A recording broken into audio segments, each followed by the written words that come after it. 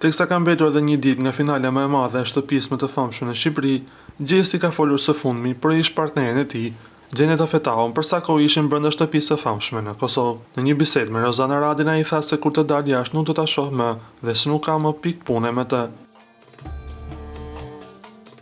As syt nuk kam i me pa hiç. Nuk ka asnjë lloj kërkimi, pikë kërkimi nuk ka këtu, nuk mundet me pas kërkim.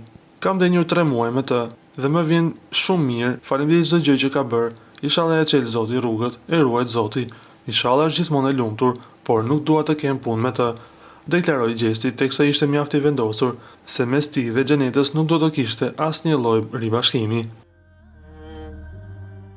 E po na ngelet vetëm të presim, pasi që Gjesti akoma duket se është i dashuruar me të, ndërsa tani ai po shijon lidhjen me Egli Takon.